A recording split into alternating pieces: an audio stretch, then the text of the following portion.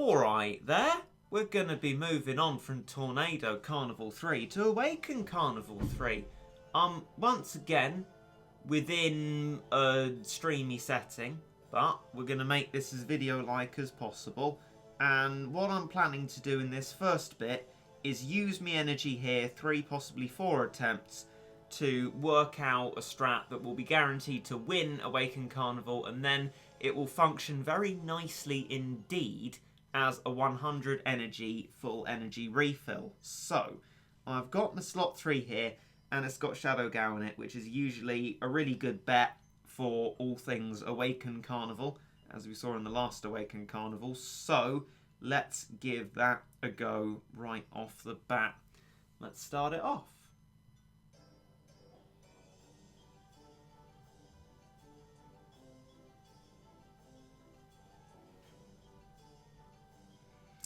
Oh, look at that! We got the Gato Amigo straight off. We got Pastry Cat. It's like Heavenly Tower all over again, but I assume more difficult than floor 20, and with Pastry Cat floor 23. So I'm going to start off with the Razors, because that's fine for a Gato Amigo. I'm just worried about monies. Well, the first mistake I've made is upgrading the Worker Cat once. I have done much experiment to know for a fact that it puts you worse off doing that, and you shouldn't do that if you want to save up to 6,000 monies. Anyway, we've got there, so now I can put out both meat shields, and goodness me, that is a lot of stuff straight off the bat. Let's just slow all of that down, though that is destroying the base, and right, that is not good. I'm just gonna do that again.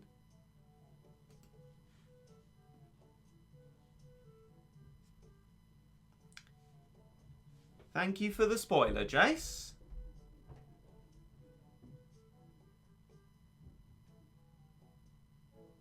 Now that you said that, I'm definitely not going to use that strategy, because that's not really what I want to be doing. Ideally, Tar. Right, okay.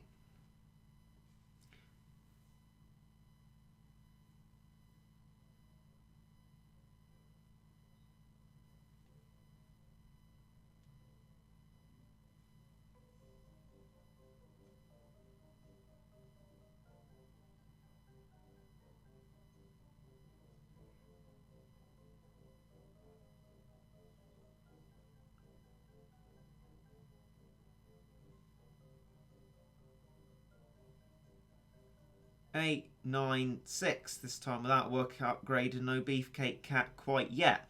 Although weirdly these things are now on the base, so it is somehow still actually going worse than before. Not entirely sure why, but not exactly much that I can do about it really. But there you go. I think we can be sure that this slot as is isn't working, and we need something to knock this lot back more often than just a Shadow Gown. We need at the very least something anti-floating, because they've got a constant Beefcake there, and that's not what we're going to need. Although that is quite good. Boss HP 41%.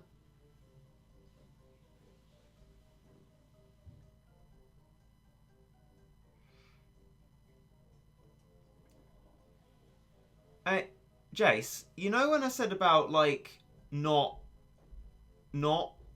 suggesting things? I did actually mean that, so please stop doing that. I'm trying to do this myself. Otherwise there'll be absolutely no content to this video at all. Right, okay. Ramen isn't especially useful here. I'm going to go with the meat shielding 4 classic of Heavenly Tower and all of that. We don't need anything anti-metal. Anti-floating we got Eva 00, but perhaps something more immediately would be a better idea. Perhaps an octopus or something like that. Well, octopus is going to be right there, so I'll put that in. Mega Aphrodite seems kind of sensible. I just need something quite relatively cheap anti-floating. Well, yeah, Fishman and Octopus we were using in the Lucky Ticket G stage, and that worked out for us quite well, so I'm going to go with that. That should be quite sensible. Cyberpunk will be good for this type of stuff.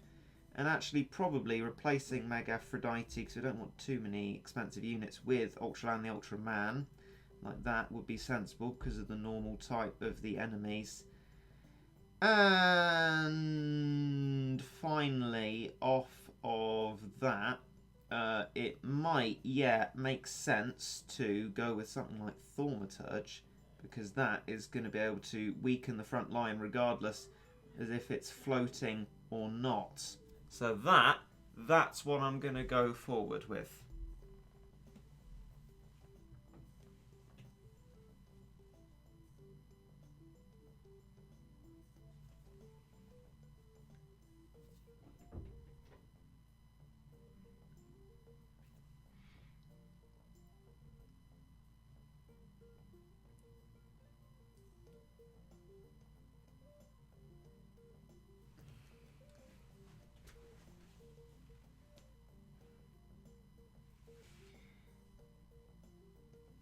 Right, okay, no work account upgrade as before, but this time I'm going to be doing manic erasers because they last decently long and they're just much faster and more responsive. That as well as the very nicely fast little manic mohawks. And yet, this stuff is going to get very close to the base anyway, but we'll be fine. We'll get the Shadow Gal, and yeah, well, okay, they are on the base, but hopefully, ideally, we can move them back. And now that Beefcake's here, I'm going to get Fishman and an Octopus and try and slow them down. So at the moment, only a few things are brushing the base, so we're going to have plenty of time to move them away, ideally speaking. Right, keep up my 4 meat shields. Thaumaturge weakening some stuff, which is why the brushing is only doing not that much damage. Probably saving up for another Fishman, perhaps. Okay. See, stuff is just dying immediately, and I don't think the Fishman is having that great of an impact. But we've knocked Beefcake back. Okay, that's good. Unicycle moving back, and having the 4 meat shields is definitely preferable to what we had before. And I think this little combo of relatively cheap units here is helping us, but we're not making extreme amounts of headway.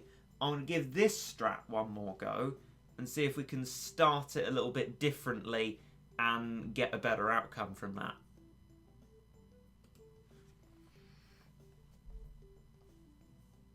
Thank you for heeding my wish, Jace.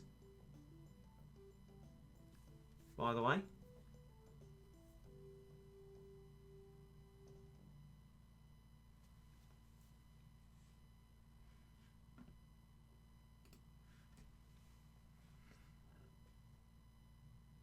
Perhaps it would make most sense, to start out quite far away from the base, like this.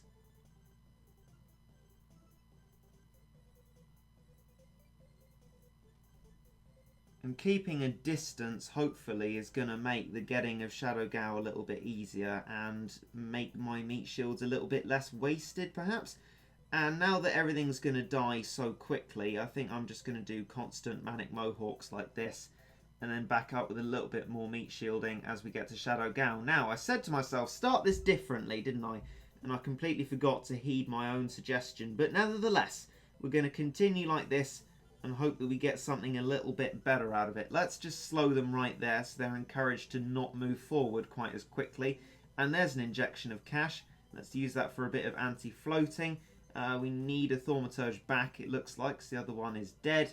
And now I think saving up for Ultraland the Ultraman would be a very sensible thing to do. Is Dual Eraser enough to protect us? It looks like it, just about. And then when we get Ultraland, we can be more financially independent. So there we go. Okay, and now we're going to put all of them out.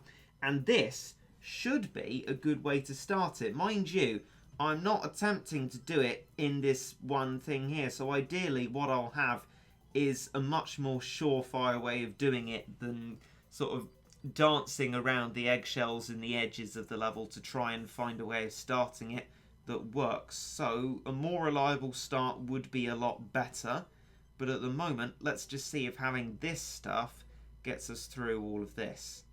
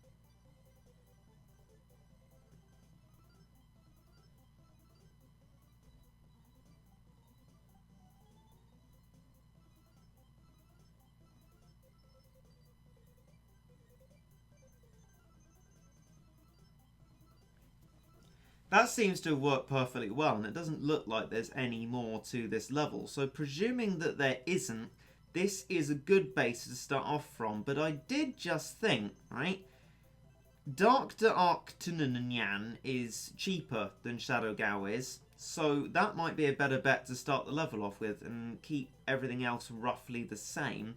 That should be perfectly good. But I think instead of giving the level another go and, you know, so we can spend that energy more wisely, I'm going to check the ranges on the wiki. Probably the biggest worry is Beefcake, so I'm going to check Beefcake against Shadow Gao and Dark to Knock.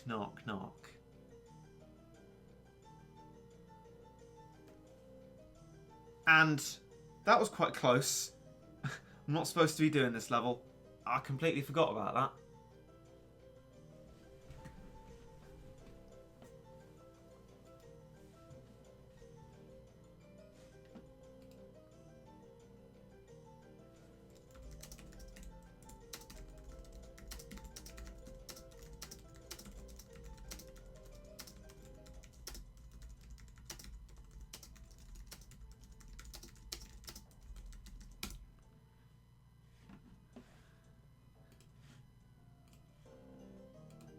It's a good song, this one. What's it? The Cannery, I thought so.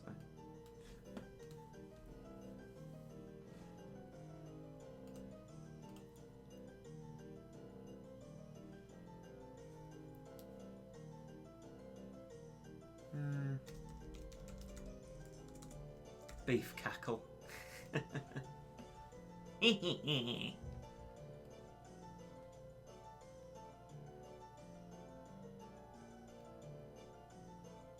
$275.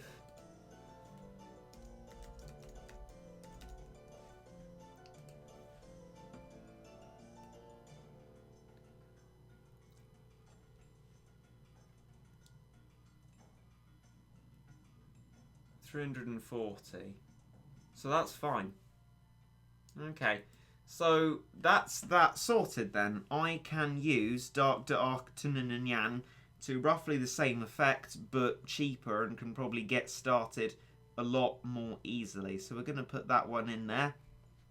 And that is probably fine. I had sufficient anti-floating. Everything else was roughly okay. The only other thing I could possibly really wish for is a little bit of sort of general knockbacking. So what I'm going to actually do in a very un-me sort of twist is, instead of the Cyberpunk, which, don't get me wrong, was good, but was just sort of working against a backline that felt fine to be against, I want to knock away the front line. So I'm going to put that there and use that as the strat will go forward into when we need the energy refill. So I will join you eventually there.